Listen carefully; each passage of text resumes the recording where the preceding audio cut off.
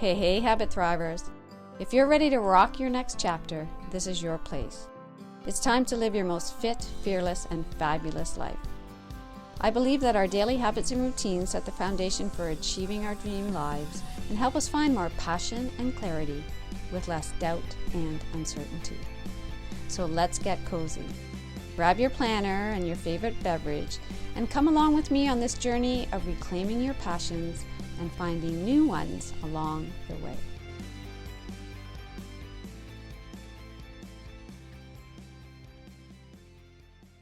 Welcome to the Habit Thrive podcast, a podcast for women in their me now years. Hi, I'm Lori, your host, and each week we come together to create habits, routines, and rituals to regain our power and our awesomeness to live our best chapters yet. And have some fun doing it, might I say. On that note, in today's episode, staying aligned with the theme of March planning forward into the spring and summer, I would love to explore the habit of writing future me letters. It's a simple but transformative habit practice that can help you be more focused, can help you plan, get more things done, feel less overwhelmed, and celebrate your successes. I like to describe it as a turbocharged list, charged with energy and intention, and way more fun than your standard to-do list. So today we're going to explore the what, why, how, and when of a future me letter.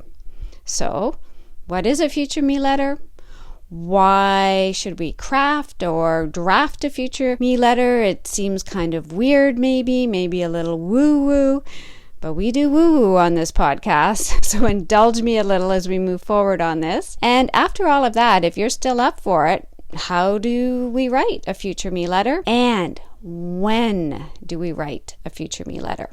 So let's start at the beginning here with what is a future me letter? It is a letter that you write to your future self to provide guidance, encouragement, and motivation for a specific moment in time. It helps you stay accountable, helps you track your progress, helps you reflect on your goals, your mindset, and hugely wonderful around personal growth. So we're going to start right out of the box here. Here's one that I wrote on Monday, March the 10th. So we're about a week away now. And I wrote it to arrive in my Gmail inbox on Friday, March the 21st at 8 a.m. So the purpose of writing this letter 2 weeks ago was to decrease my stress and sometimes feeling quite anxious actually about everything that needs to be in order before I leave on a 2-week vacation with my husband. So again, super blessed to be able to go on a vacation. At the same time, our brain doesn't always focus on the fact that we are so blessed, but it's like everything that needs to be done and in order before we go. So like many of you, because so many of you are habit gurus, right? I have a list. I have a pretty solid list, but this letter is different than the list. It has a little bit more oomph, a little bit more extra energy. So I'm going to share it with you. Here goes. The subject, so when this arrives, the subject line is ready for takeoff. A letter to my future self. And so it begins. Good morning, Lori, you fabulous human being. I'm writing this letter on Monday, March the 10th for you to read in 2 weeks on Friday, March the 21st. In this letter today, I'm writing my plan for the next 2 weeks so that on Friday, takeoff day, we are ready to go. My hope for us is, as you are reading this letter, you are ready to go. And you're feeling super proud of yourself that you accomplished everything you wanted to do or that truly needed to be done by today. I'm picturing you getting your pillow and your blanket ready, your green tea latte in your travel cup, your sunglasses, and that you're all nicely getting ready to nestle into the passenger seat to enjoy the ride down south without having to send a million emails and texts on the ride to, here in Northern Ontario, we often go to Toronto. So sorry, a little aside there. So not having to send a million emails and texts on the way to deal with things that we have forgotten to do. And now you're all packed, pedicured and manicured up, brows on point, looking and feeling fabulous for an amazing vacation. Here's what I'm hoping that we have accomplished over the course of 2 weeks. Income tax done and at the accountant's.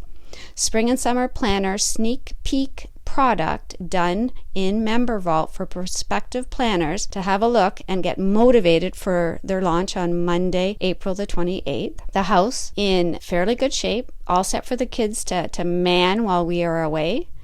Jammers, right? Our Terry Poo. That's my note I've just put in there for all of you. So jammers, all set for the 2 weeks with babysitter special treats and excited for our departure. Podcasts queued up. March wrap-up newsletter done and queued up for delivery. And workouts, 10 days of vacation-ready exercises were done in the morning and evening, and this is for my husband and myself. And if we don't get it all done, it either means it didn't have to be done before I left, and it can wait, and I'm totally good with that. So have a fantastic 2 weeks, Lori. Soak it all in and savor it. Be active, enjoy some cocktails, but not too many. Take lots of pictures. Everything at home is taken care of. And it's love, Lori. That's my letter. I had a little bit of additions in there just to give you some context, so I hope that wasn't confusing. But it's a little bit mind twisting in whether you're writing from your present self to your future self or your future self is writing back to your present. This is a little bit of a hybrid letter. It's the way I've always written my future me letters, because so when we move from what is a future me letter to how to write it, I like to write it from the present. So I like to acknowledge when I'm sitting down to write that letter, what's going on in my head, my mind, my body at that particular time, and then to look forward and have a plan that I'm going to either want to keep feeling the same way or I want to change things up. I want to set some intentions. So when I'm writing that future me letter, number 1, acknowledging how I'm feeling in the present moment. Number 2, having a plan to keep feeling that same way or better, setting some intentions.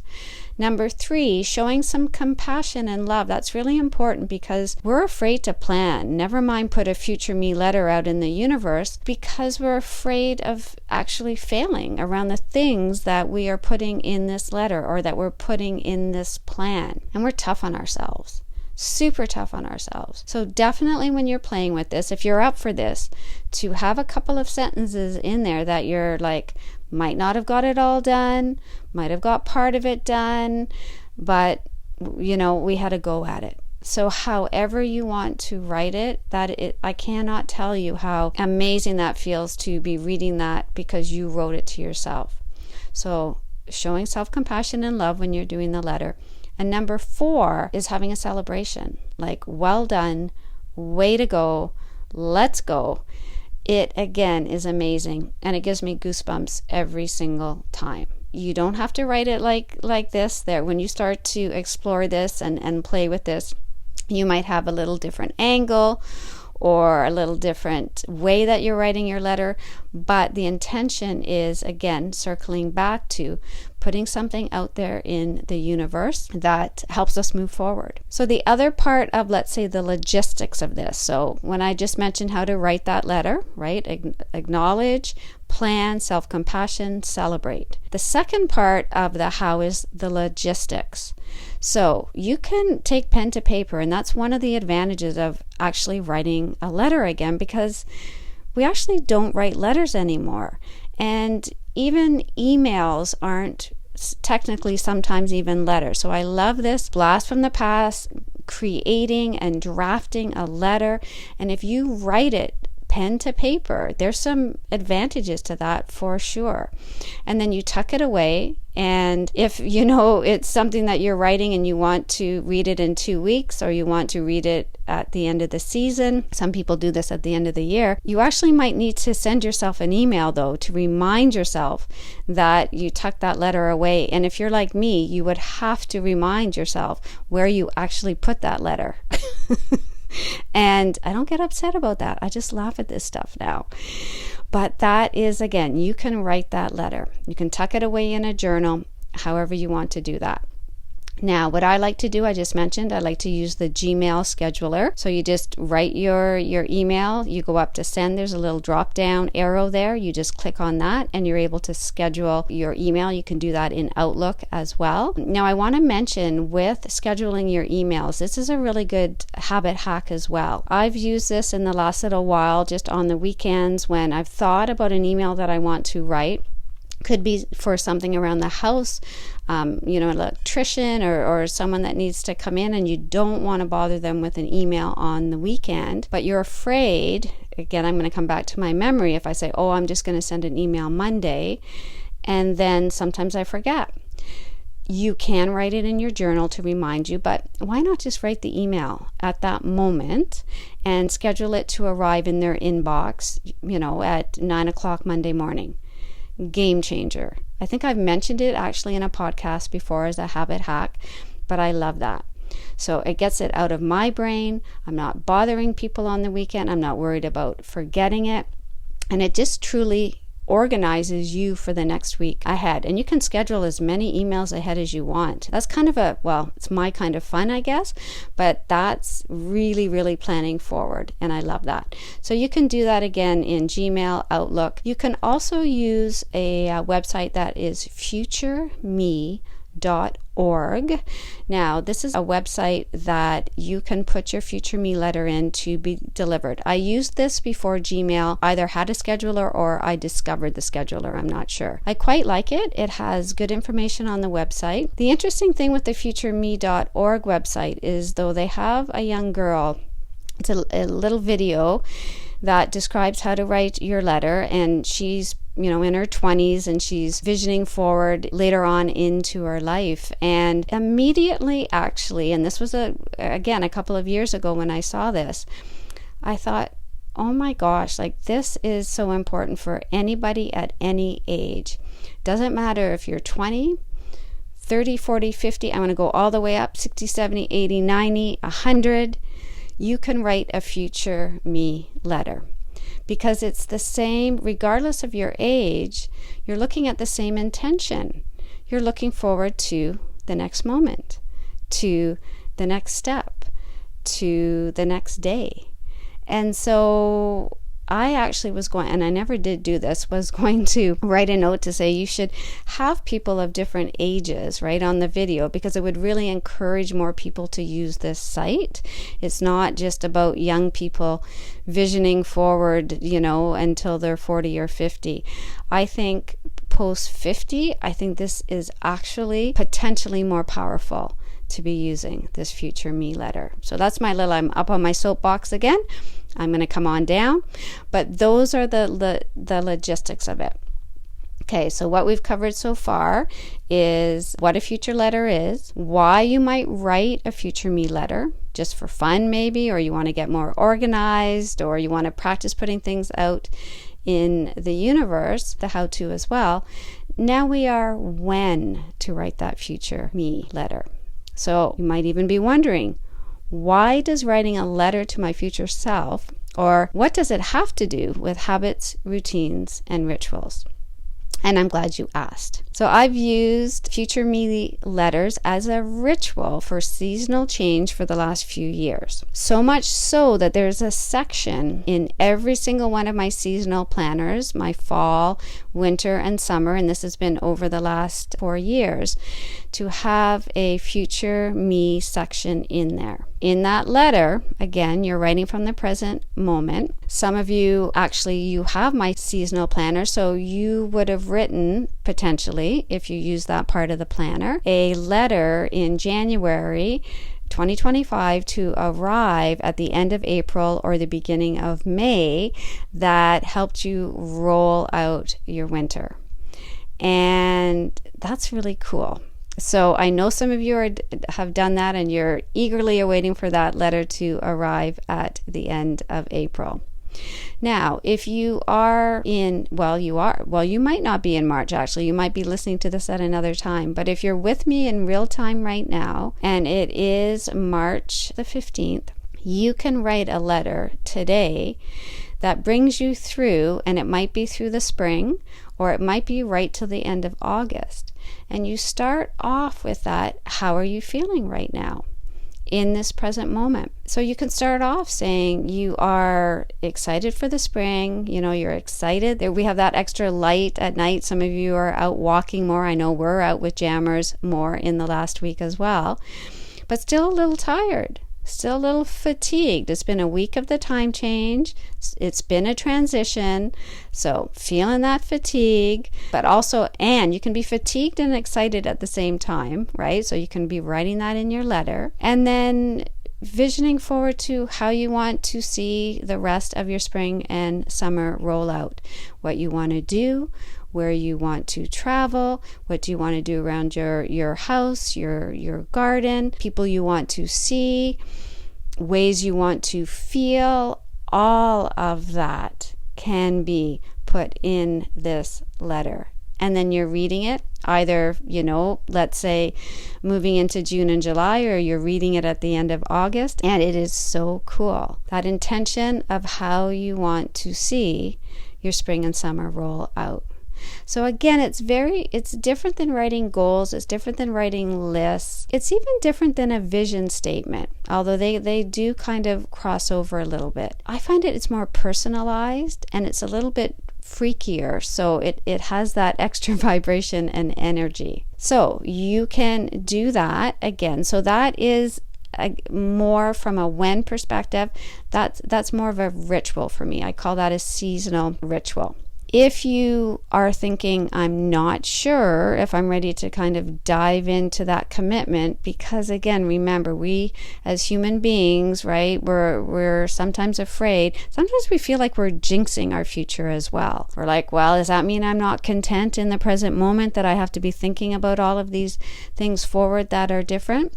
But just remind yourself that you're coming from a place of gratitude. And again, writing that right in your letter, right?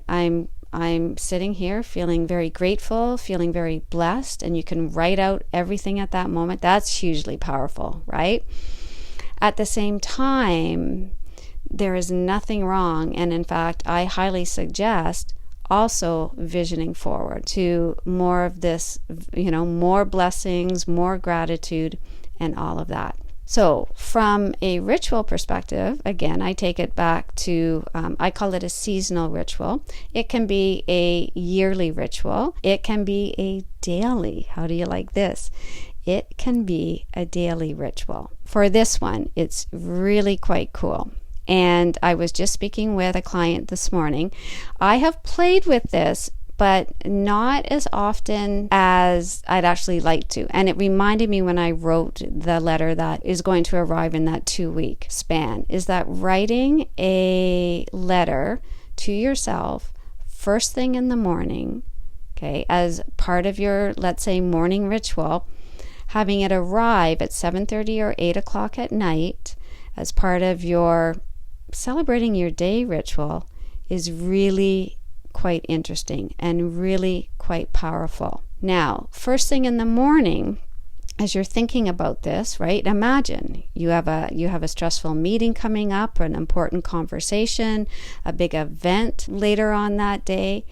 You could write yourself a letter at that moment that really suggests how that meeting can go, how that discussion can go, and putting that out in the universe. And then at the end of the day, reading that, wow, that was actually went way better than I thought it was going to go. I paused before, and this is where you set it out. I paused before I reacted. I acknowledged. I listened more than I spoke, right? I took some breaths. So in the morning, you're putting that out, and it's actually percolating in the back of your mind, and certainly as you go into that situation. So it doesn't have to be, again, for a specific situation that day. You can just set your timer in the morning, like set a timer for 5 minutes or even 2 minutes. Take a breath and write yourself a letter that you are going to read at 7:30 or 8 o'clock at night in terms of how you would like your day to roll out. You can be as vague as you want, as specific as you want. It could be how you want to be feeling. You can acknowledge that you're tired and grumpy as you're waking up, or you're feeling fantastic and energized. And then as you take a few moments and really get rid of your pitta perfectionism here. For you pittas, so here's the thing, pittas will try to make this letter perfect, being afraid that somebody else is going to read it somewhere along the line. Vatas are like, oh, it's a little, I'm not sure about getting my mind wrapped around this right now. And Kaphas, I'd have to think about that a little bit. Kaphas can get into this letter writing, but they might need a little bit more motivation. And that motivation comes from actually doing the letter and then reading the letter and noticing it, how it makes you feel in the moment.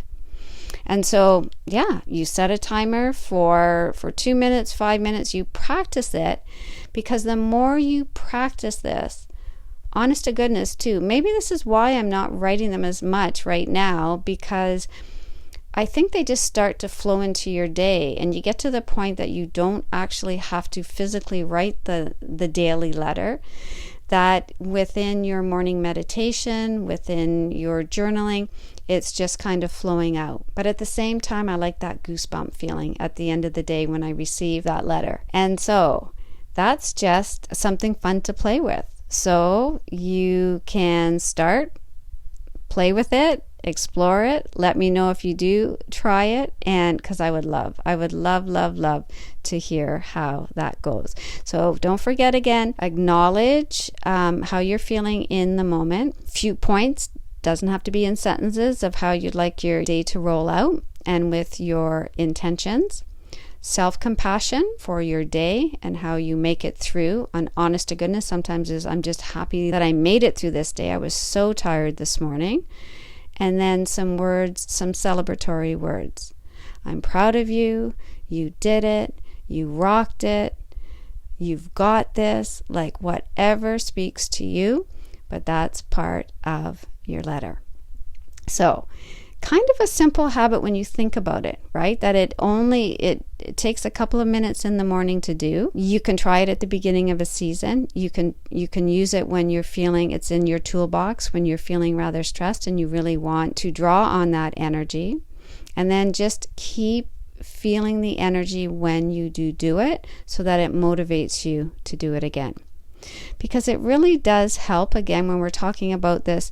I'm going to go post 50 again, our Me Now years, the next chapter. It really provides clarity and direction, and helps with setting our goals and our priorities. And when we write that letter and we do even 50% of it, it boosts our motivation and our confidence, right? Seeing our future self succeed. It reduces anxiety. It increases our self-compassion, right? Constantly. So instead of self-criticism, your future self keeps reassuring you. And oh my goodness, it helps with procrastination and accountability. And do I hear that? Those two words often with myself, with my clients. And so it checks off a lot of those boxes. It's a commitment to your future self, really, and we don't want to disappoint our future self. And you'll notice that I often say we, because we are in this together. So tying this back to habits, routines, and rituals, a future me letter can be part of your daily reflection, yearly intentions, or it can be a seasonal transitional ritual. And if you're using my seasonal planner, again, there's always a future me letter at the start.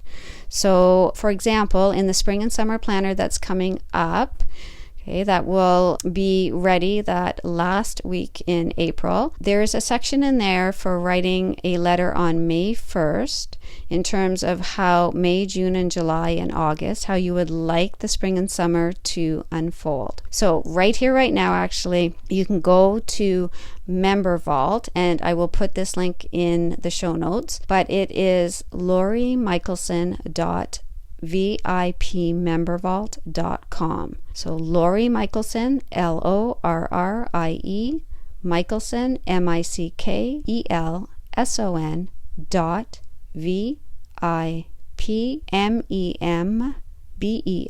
vault.com. LoriMichelson.vipmembervault.com. When you go to that link, you will see an opportunity to sign up for the product called Spring and Summer Planner Sneak Peek. And those of you who are already members of Member Vault, it'll just ask you to sign in. And once you say that you want to use that product, and you will be good to go as well. So I will be adding in sample sheets and just different teasers over the course of the next few weeks to let you know what's going on with the planner. And in there is a gift of Ramping Up Your Spring and Summer walking booklet. So regardless of whether you order the spring and summer planner, that booklet is there for you. You just click on it, you can download it. It is a PDF, and it's a keeper. Some of you have it already as well. And again, if you're like me, sometimes you're like, where did I put that? So it will be there for you again. So check back weekly to Member Vault. I'll remind you as we're working through the episodes in March and April that it's there. And if you have any questions at all, please reach out to me. So here we are at the end of this episode. I really, really hope that I enticed you, that I motivated you to try a Future Me letter, maybe this weekend even, or over the course of the week. Really noticing how it makes you feel and how it helps you move forward. And if this episode resonated with you, again, please subscribe if you haven't subscribed. Leave a review if you feel so motivated, and absolutely share this with a friend as well. And yes, too, if you haven't joined the Women's Wellness Community on Facebook, the link is in the show notes for that as well. And I've also been doing some reels with the help Laura. Say with the help of Laura does amazing reels on Instagram now for the podcast episodes. I'm so excited about that. So if you are an Instagram person, the reels are on there as well. So much fun. So remember, this is your time, your Me Now years. Every small habit, every mindful choice, and every act of self-care is a step towards thriving in this chapter of your life. So together, let's take a soft, collective inhale. Just feel that energy hugging your heart. Exhale, letting love go and letting love flow. And until next time, stay strong, stay vibrant, and keep thriving. If you love this episode, I guarantee you're going to love exploring all the amazing opportunities that await us in reclaiming our awesomeness together. So come on over to my Facebook group, Women's Wellness Community for women wanting to rock their Me Now years, or let's connect over on Instagram at Habit Guru 365 and make the Habit Guru podcast your healthy new habit.